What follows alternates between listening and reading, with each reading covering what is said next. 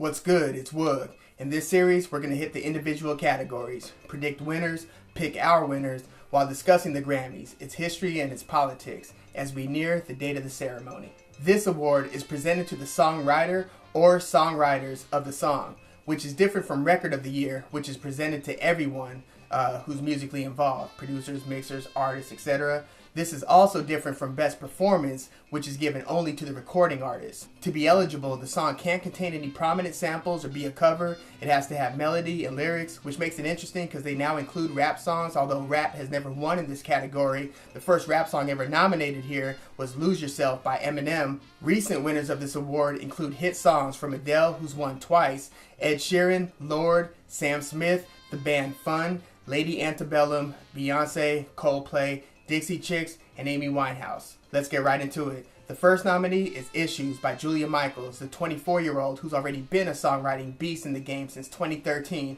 writing for Fifth Dimension, Demi Lovato, Justin Bieber, Britney Spears, Selena Gomez, Pink, Maroon 5, Ed Sheeran, and others, and she wrote on almost all the songs from Gwen Stefani's latest album last year. Issues is a top-notch singer-songwriter pop song, no doubt, and one that I think could be around for a long time, years down the line. Think Shania Twain's You're Still the One from '98, but that song hit number 2, while this one peaked at number 11, so I could be a little overboard. But yeah, Issues is nicely written, vivid imagery, sang beautifully. One of the lines towards the end though, quote, "and one of them is how bad I need ya," end quote. It's kind of an obvious line, yeah? Not exactly pushing the culture forward with that one pen-wise, but then again, I guess neither is Stay With Me, 'cause you're all I need, right?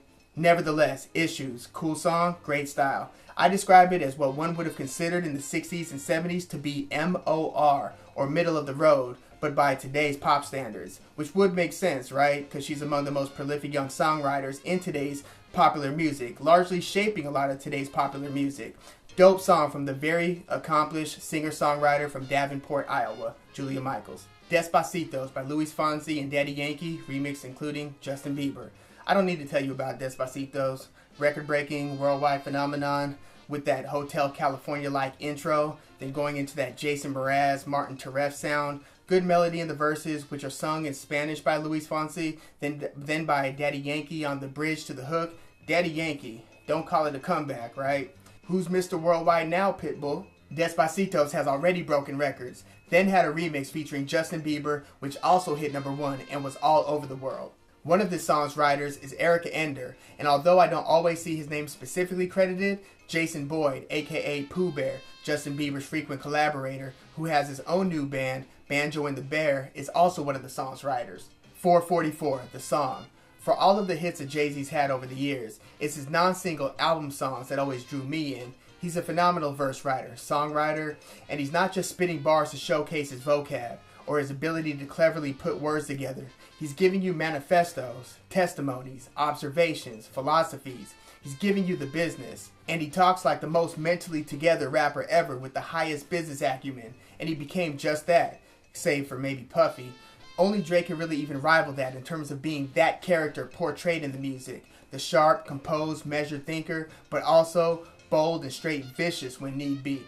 And he gives all of that to you in this song, but it's written more like a non-single album song than it is, say, a Give It To Me, or Hard Knock Life, or Dirt Off Your Shoulders, Empire State of Mind, or Big Pimpin'.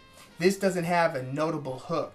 As a matter of fact, this song contains a very noticeable and prominent sample of Late Nights and Heartbreak by Hannah Williams and the Affirmations, which also serves as a semblance of a chorus on here, which makes it interesting that its songwriter, Kanan Keeney, isn't among the nominees. It's only Jay-Z and the song's producer, No ID, who earned a writing credit. But yeah, this song is dope. He's just spilling his tea left and right, giving such a deep look on things like infidelity, miscarriage, child rearing, absence, insecurity, guilt, and how he's affected some women from his past and the women in his present. Deep song. Had modest chart success, peaking at 35, nowhere near the success of several of his past singles. But again, this song doesn't sound like it's designed to be a single. Bob Dylan wasn't a Hot 100 song crusher himself. Great songs don't kill it on the charts. Pop songs do. 1-800-273-8255 by Logic, featuring Alessia Cara and Khalid. This is a song reaching out to those who are deeply pained and are thinking of ending their lives. The phone number to the once little known but widely available suicide prevention line is the title of the song, and the lyrics to the song reflect the effort to reach out. Logic, who always raps his ass off, does a good amount of singing in this song too, starting with the hook that includes "I just want to die" the first time around, and then it changes to "I don't want you to die," and then "I don't want to die." It's hella touching. This song features vocals from Alessia, Cara, and then Khalid comes in and closes the show. Now in the 60s, you had protest songs, as in war protest songs. For instance, War by Edwin Starr. The same way that certain songs capture and come to symbolize and embody a movement or something that's happening in society, that's what this song stands to be for suicide prevention. That's What I Like by Bruno Mars. This is a dope R&B pop jam. It did hit #1 on Billboard, one of the only 2 #1 songs out of these nominees, along with Despacito's. This song's actually got a little all for one in it. It sounds like it could have been a single from their '95 album, And the Music Speaks. That's the one with I Can Love You Like That. That's What I Like switches up the groove, even within the chorus, going from an R&B pop section to a funkier section where the beat breaks down and it repeats the title. Dope song, big hit. So who wins? I mean, this kind of has to be Despacito's, right? I mean, if Coldplay won with Viva La Vida and Single Ladies won, how could this not win, being one of the biggest pop songs ever? Now, this isn't a ballad, so no, it's not Rolling in the Deep, Thinking Out Loud, Stay With Me. But Despacito's is one of the biggest songs of all time, so I don't see how you could look in any other direction. I wouldn't be mad at an out-of-the-blue Jay-Z upset, since 444 is probably the biggest underdog in this category.